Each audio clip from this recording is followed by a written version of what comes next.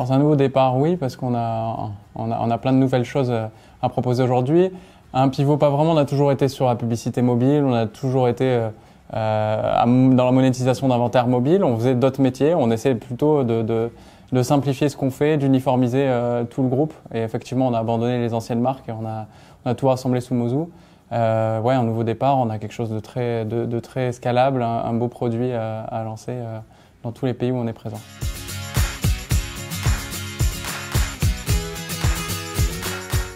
AdInQ, c'est une technologie d'optimisation des revenus publicitaires. On propose donc une technologie, une brique, aux éditeurs d'applications qui leur permet de mettre en concurrence toutes les sources de demande et d'optimiser au niveau de l'ad request chacune de leurs impressions pour être sûr qu'ils mettent en concurrence toute la demande disponible sur le marché. Le header bidding, ça met en concurrence des gens qui donnent un prix sur une impression au moment T. Nous, on va être capable de mettre en concurrence tout type d'acteurs, y compris des acteurs au CPI ou au CPC, n'importe quel type d'acteur à la performance, parce que notre algorithme va être capable de prédire le CPM qu'on obtiendra d'une impression qu'un acteur à la performance s'apprête à prendre. Donc on peut mettre en concurrence des acteurs RTB avec des acteurs à la performance et c'est toute la beauté de l'algorithme.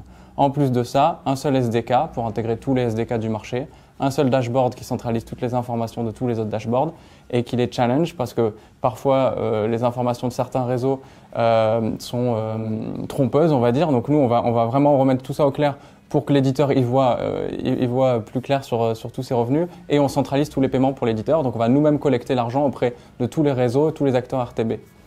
Voilà ce que faisait AdInQ. C'est une société qui existait depuis 2012, qui a lancé ce produit il y a moins de 2 ans, qui a connu une croissance fulgurante avec une équipe commerciale très très réduite. Et nous, notre objectif, ça va être de l'accélérer commercialement avec du marketing, de le déployer dans tous les pays où on est présent, aux États-Unis, en Angleterre, en Asie, et de soutenir le produit avec notre équipe techno qui va continuer à le faire évoluer.